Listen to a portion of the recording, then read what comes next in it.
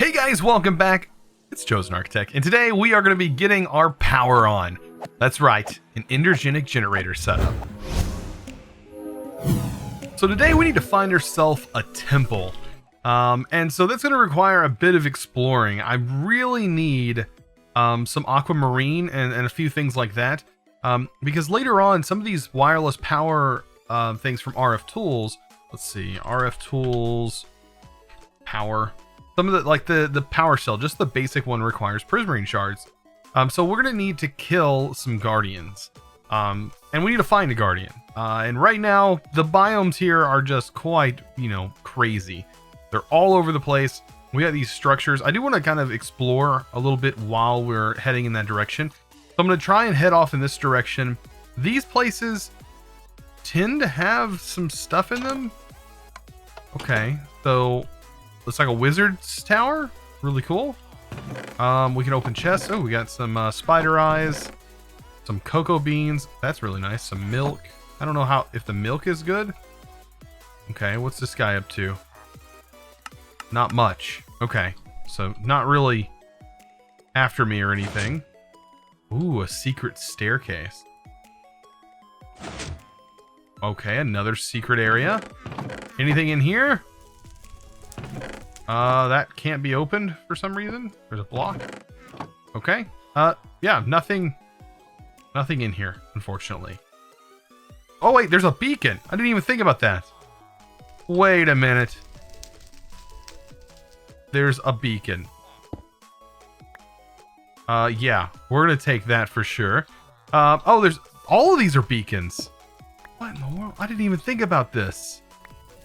These are all beacons. Wow. Okay. Using beacons as a building material?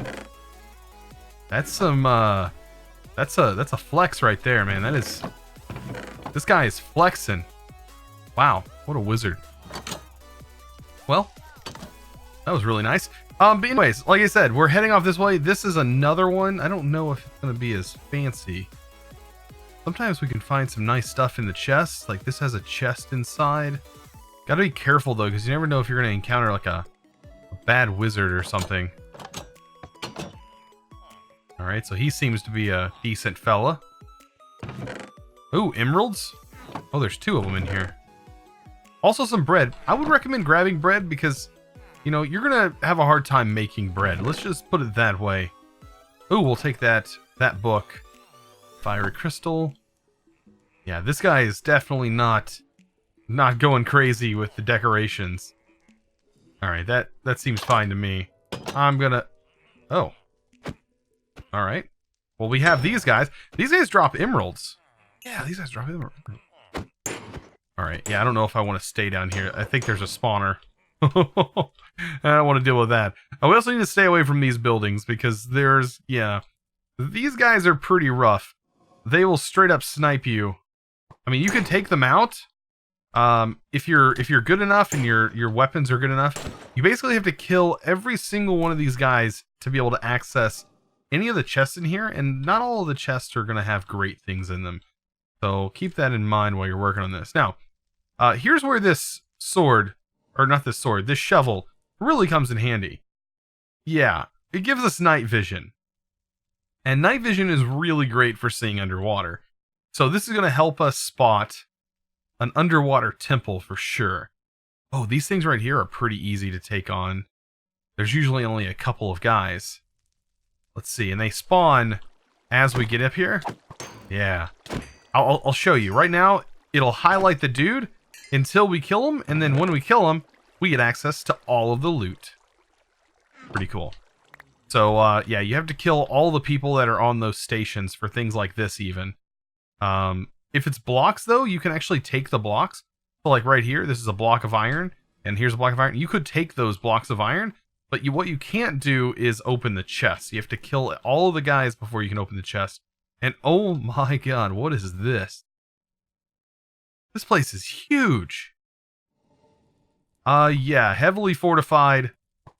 What does it say on the sign? Oh man, we have projectile protection. Oh, King's Palace. Okay. So Yeah, definitely stay away from there. What in the world? A hippocamp? That is really... Oh, you can ride it. Probably put a saddle on it as well. That is super cool. Look at that tail. Ooh, very cool. Alright, what is this? Wow, there is so much crazy stuff near our base. Is this a volcano? Volcanic island. Wow, I love how smooth everything is. It's so interesting. Everything being smooth like that. Alright, so we're kind of getting distracted. We need to still focus on the main thing, the main task at hand. So, this ocean is still here. Is that... That is sponge down there. There's just sponge and aquamarine just on the seafloor. I can see it. There's like different... There's prismarine. All of this stuff down. You know what? We may not even need... If we can get down there and just take on some prismarine... Like, we should be okay, because I think prismarine can be converted. Can it? Can prismarine bricks? Prismarine bricks can be converted, but how do you make... You can't just make prismarine bricks, right? Because you need prismarine, and prismarine can't be just ground up, right? So you need prismarine bricks. So if we see prismarine bricks down here, that's the stuff to go for. But I'm not really seeing the brick form of anything. I'm mostly seeing just regular prismarine. At least that's what it's looking like. Here we go. So, yeah, perfect.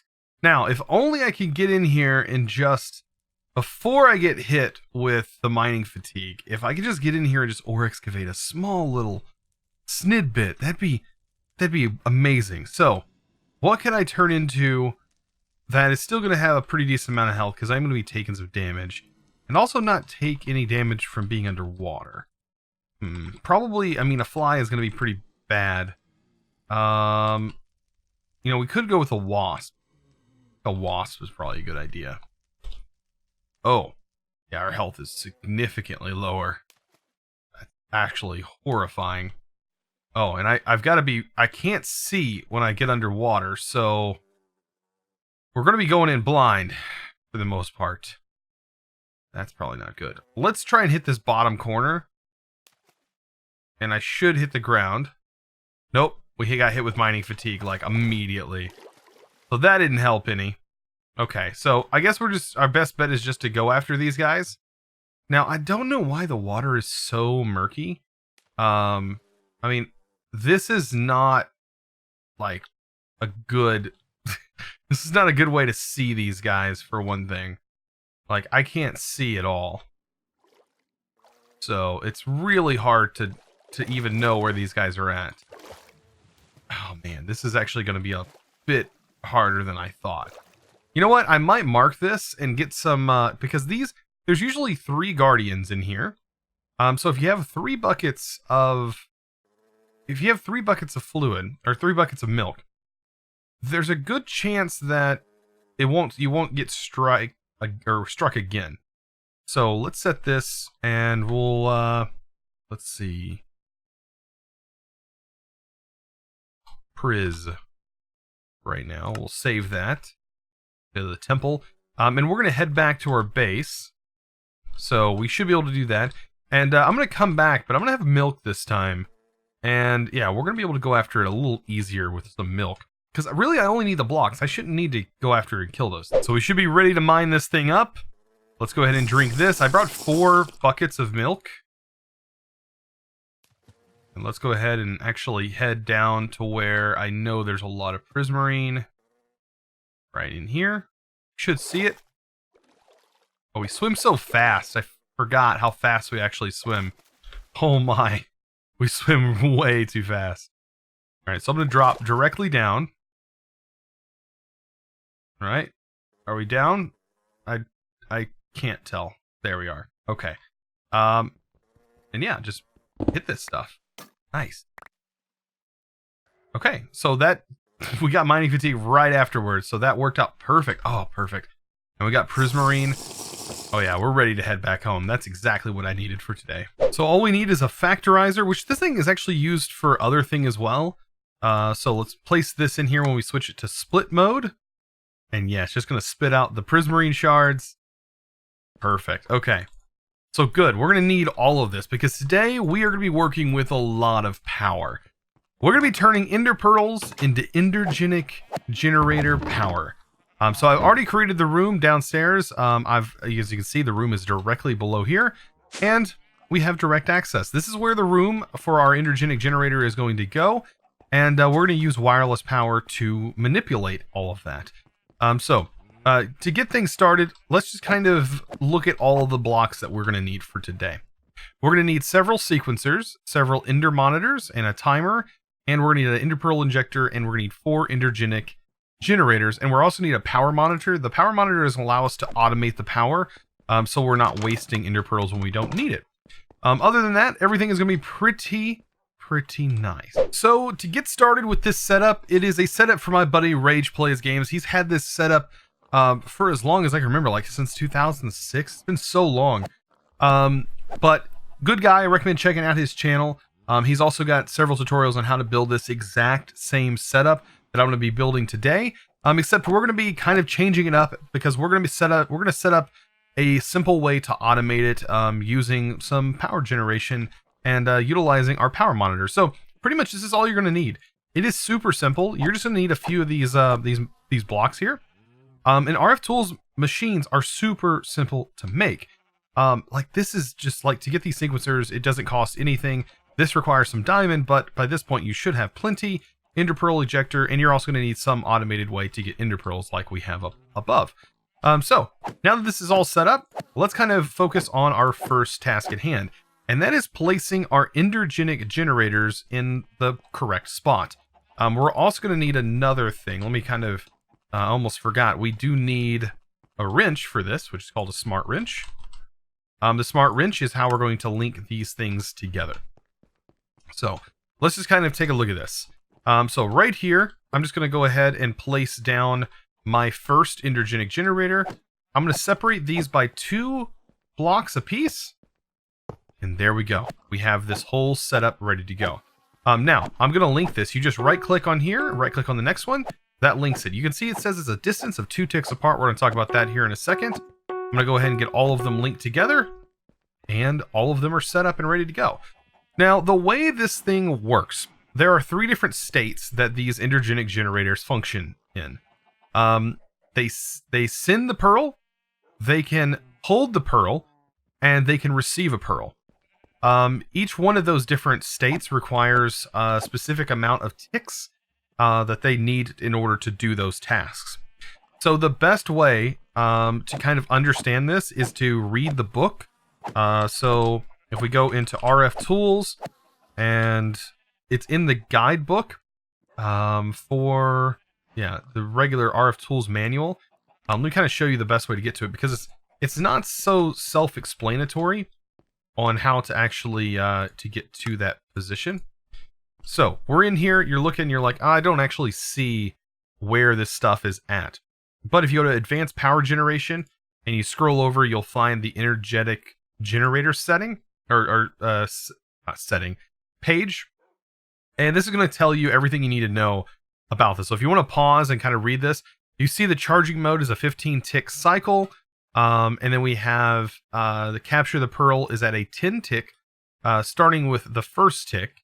It will also be generated. And you kind of have to maintain the specific set of ticks that it's sending the pearls in.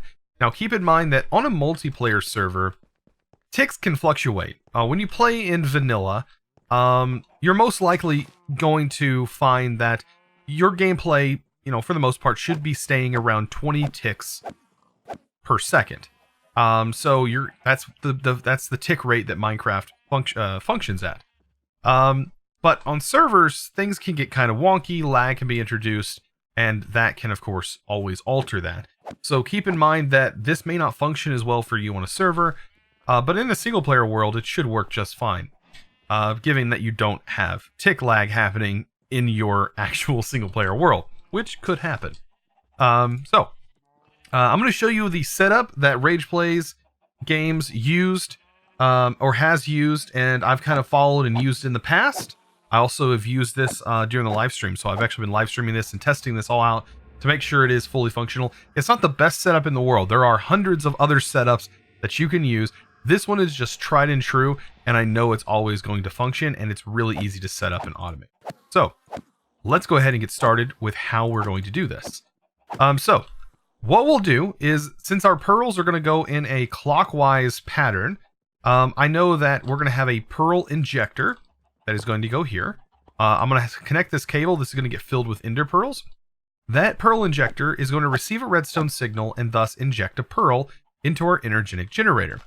Now, not only at the same time that's happening, a sequencer is going to receive a redstone signal. And this is going to be set on a specific time. We're going to set these later, but let's just say this is going to be on a tick sequence.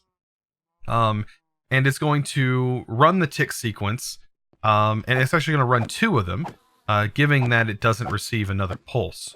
So we'll talk about that here in a second. Let's go ahead and place these sequencers down. All of these are actually going to receive the same type of pulse, and it's going to receive a redstone pulse. The rest of our sequencers are going to be used here in a second. Now, we have these ender monitors here. And by the way, this does matter. So let's talk about how to place blocks from RF tools. You can place it like this. See that orange dial is facing that way? It just depends on what side of the block you actively place it on. Think of it sort of like how you would place, I don't know, like a stair. Like you would place a stair and it kind of would swap directions like that. Take this out of our inventory. But anyways, I'm going to place all of these connected away from this where the orange arrow is pointing away. And this all just matters on what direction you have these linked. If you link them counterclockwise, you want to do this the opposite direction.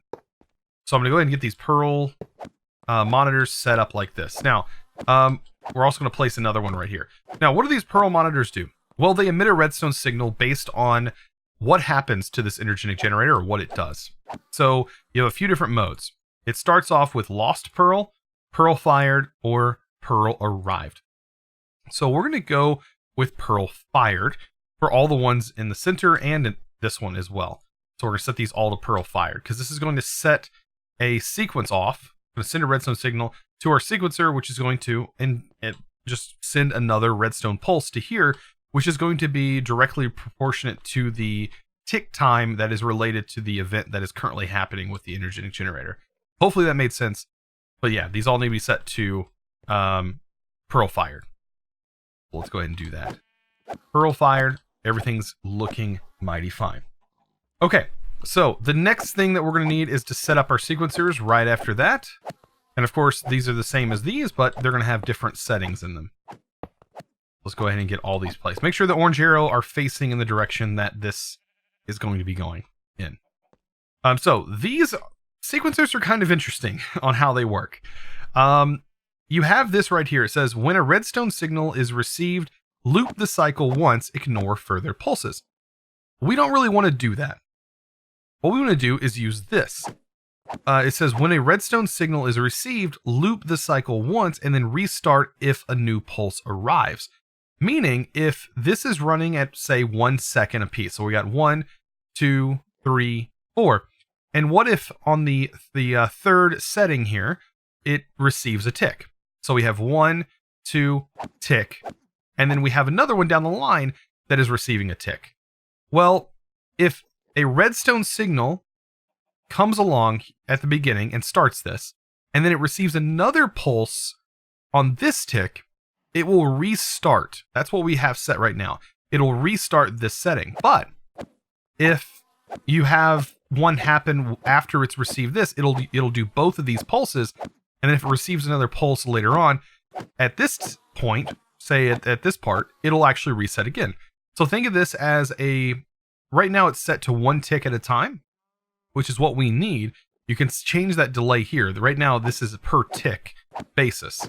You can also change the length of your sequence, but right here, the delay is set to 1 tick.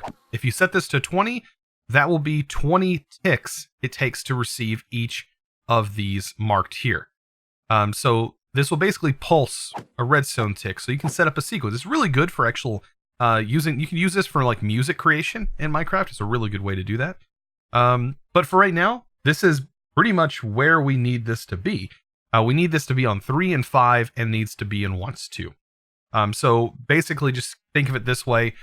This is going to start and it's going to fire a redstone signal after this is hit. But if another pearl comes around and this fires again, it's going to fire another tick and it's going to reset the sequence. And we're going to do that for each of these sequences. It can be kind of confusing, but I kind of want to explain how this is functioning and not just, set it up as well. So, yeah, it is a little bit confusing. I think Direwolf has a really good video explaining how the ticks work, and he kind of breaks it down. He doesn't build this specific setup, but this is a really good setup. Like it's kind of like this, but kind of shows how the actual ticks and everything work. So now that we have all of that set up, make sure that I have all of them configured properly. We need to configure these outside ones because these are also applying a redstone pulse as well. But that's going to rely on this timer here. So this is basically to reset the system after it burns out, after an ender pearl burns out, because that's what can happen. If a pearl is held too long inside of an endergenic generator, it'll burn out. So this timer, we can go ahead and set it to 30, because that is the time that works the best on this. But the way this timer works is this timer right here will send out a redstone signal every 30 ticks. Right, I do believe this is set in ticks. So yeah, set the delay in ticks, and 20 ticks equals 1 second. So this timer right here will emit a signal every 30 ticks unless it receives a redstone signal. If it receives a redstone signal, the timer resets. So I hope that that's pretty clear. We can kind of show that here. You're going to see that it is going to emit a redstone signal, bam, every 30 seconds. But if it was to receive a redstone signal, this would now be redelayed another 30 seconds. And we're going to route this all the way around. We're going to route it over here. This is going to get routed to this sequencer, and to this sequencer, and then to this sequencer over here. All of these. This is our redstone signal on the ground. So I've tried using conduits. I tested it on the tested it on our live stream, and I couldn't seem to get the conduits to work properly. I don't know what the reasoning was, but the redstone conduits would not function for some reason. Anyways, these sequencers need to be set up a little bit differently. They're still going to be on once 2, and we're going to have it on 1 and 3 for all of these. Very straightforward. 1 and 3, once 2. You're going to be surprised by how much power this can actually generate. So now to test. Right now, this thing is fully functional and ready to go. So what's going to happen is we just need to get this thing running. We need to throw an ender pearl in here. So, just to make sure that it works, I'm going to throw an ender pearl in here. We're going to see that get fired around. And you can see it kind of stopped. It did stop. And doesn't look like any power was generated except for in here. Sometimes you're going to have failures. But eventually they'll get up and running, just like this. And we're producing a lot of power. If you hold this, you'll see last pearl arrived at 9, last pearl arrived at 10. Those are good numbers. Those are good numbers. And you can see we're generating about 2,500 RF per tick from each one, and of course the first one sometimes shows an average of about 4,000, and that's on each of them. Now each of these endergenic generators, store 5 million RF a piece, and they'll transfer all of it at once. So really fast power transfer. Now we want to set this up to a power network. We do want to use some better conduits. That's something we're going to need to make, and that's where this comes in handy. This is going to be reading off of a power conduit network, so let's go ahead and make some new conduits, and we're going to make some of these, right? So this is the max conduit that you can make. It will support up to 20,000 RF per tick transfer rate, And that's what we're going to be using for this. And I'm also going to make a, let's see, RF tools. Go RF tools. Actually, I need to be in my system over here, don't I? We're going to make the power cell. And I want to make the advanced version of it. So we'll go ahead and go with the regular power cell. Make sure we have, I might not have enough redstone. Redstone was something I was lacking a little bit of. So we might just go with the regular power cell. Let's just go with a regular power cell for right now. We can always upgrade these as we go. This will be a good way for us just to get our power transferred around. And we'll hook it to the same network that we currently have. These will not bottleneck. These are only going to bottleneck on the things that they are currently connected to. And the system will always just grow. So it's better if you're going to have something that needs low power drain to just use a simple power cell. So you're not wasting as much resources on a big power cell like the one I'm currently using. So let's just go ahead and get these hooked up. Right now it's just utilizing the ender pearls that I had. But that's okay. We're going to get this set up here. I want this all to be hooked up. And what I'm going to have is a power cell right here. And then there's going to be a network that this is actually connected to, which is going to be just, it's going to plop it right here for right now. And we're going to put that in here, the link card that we linked earlier. We're going to set this to input. That's going to input power. And what we're going to be looking out for is when this conduit runs out of power. Because this conduit has a buffer. It is its own network. And if we connect it to the power monitor, we can monitor it. And we can actively set redstone limits on our power. So if this runs, I want to set this here. If this runs below 25%, emit a redstone signal. And then I'm going to set this to stop when it's about 90%. Because the ender pearl will continue to flourish and run at a certain point. Now, we also need to invert this. Because this needs to be powered on. Because right now, it's constantly looking for an ender pearl and will constantly run. So the best way to do that is to use a redstone torch. So you just place a redstone torch directly here. There we go. It's powered and it stops the whole thing. This will unpower the torch, so keep that in mind. Now I don't think that the redstone circuit over here works this way. Take a look at RF tools. I would use an RF tools circuit. I don't think it's the analog signal. It's just the regular wire. I don't think this has options. If it did, if it had an option to invert, that would be wonderful, but it currently doesn't, as far as I can see. So the only thing left to do with this setup is just to hook it up. And we need to set this to insert. And what this is going to do is just start filling ender pearls. So I have this currently running into the chest, and there's a filter in there that's only extracting ender pearls right now. And we effectively have tons of power. Yeah. And this is going to be unlimited power as long as we have... I mean, technically would be fully automated. Once we get a zombie spawner of some sort that is constantly making sure that we have nutrient distillation running. Right now, this is my current setup. But, I mean, just running some nutrient distillation directly to this wouldn't be that difficult, to be honest. And we could probably set it up in this room. But other than that, that would be your unlimited power setup. And this is going to be generating a good amount of power.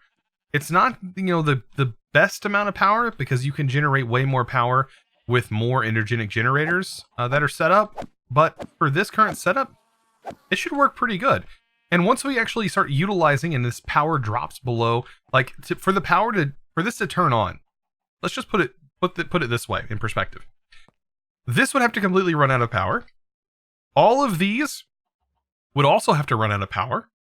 And then the conduit network, which is what is being read here. Currently, it's reading the amount of power that's stored in the conduit, which is 245,000 RF per tick. Or not RF per tick, but 245,000 RF. If this drops below 25% of its current capacity, that's when things would start changing. So that's crazy. And it's also, it's talking about the machine buffers that it's hooked to. there's 21,000 RF in the current buffers, and that's connected to the machines that it's currently connected. So it's including this, and this. So we have 21 million RF basically just being held right here in some capacity, right? That's seems like a weird number, but no, there's one. These are 5 apiece, so that would be 10 and 20. Yeah, 21. Yeah, that's the exact amount. That's the exact amount right here that we have stored in this just powered network. So guys, I know this is a bit of a non-adventure day, but we definitely needed to get Prismarine and stuff to get this set up. And this is a beautiful setup. Like I said, be sure to give my boy Race Plays Games some love over at his channel. You can just give it a Google search, or I should, if I remember, to put it down in the description below. Guys, I hope to see you in the next episode. I hope you enjoyed today's video. If you did, be sure to drop a like, and also click that subscribe button if you haven't already. I know my armor looks really derpy, but, you know, that's just a sacrifice we have to make for a really fun pack. Guys, I hope to see you in the next one, and as always, thanks for watching.